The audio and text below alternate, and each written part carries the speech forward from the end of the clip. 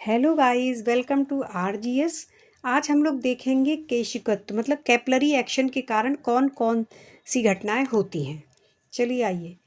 Blotting paper स्याही को तुरंत सोख लेता है। मतलब ब्लोटिंग पेपर जो होता है, अगर कहीं स्याही फैल जाती है तो अगर हम उसको डालें तो वो तुरंत स्याही को सोख लेगा। ये किसके कारण है? कैपिलरी एक्शन के द्वारा, क्योंकि उसमें एक छोटे छोटे छेद होते हैं जो कि बिल्कुल किसकी तरह, केशिकत्व नली की तरह कार्य करते हैं। इसी प्रकार लालटेन या लैंप की बत्ती में तेल का ऊपर चढ़ना, ये भी कैपिलरी या केशिकत्व की ही घटना के कारण होता है।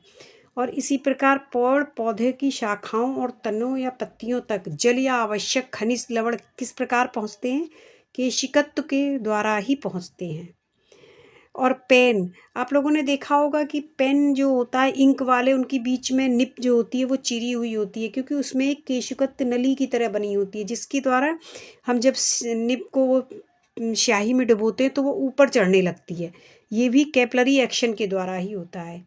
और कॉफ़ी पाउडर जो होता है जल में तुरंत घुल जाता है, ये किसके कारण होता है? ये भी कैपिलरी एक्शन मतलब केशिकत्व के कारण ही होता है।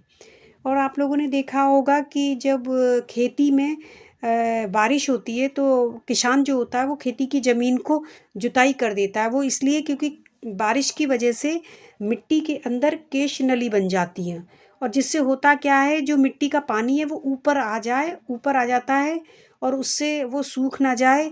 तो इसी कारण किसान जो होता है वो बारिश के बाद खेतों की जुताई कर देता है, जिससे वो केश नलियाँ जो होती हैं वो टूट जाती हैं, और जिससे जो अंदर पानी है वो ऊपर नहीं आ पाता है और मिट्टी में नमी इसी प्रकार बनी रहती है। Thank you. Please like, share और सब्सक्राइब।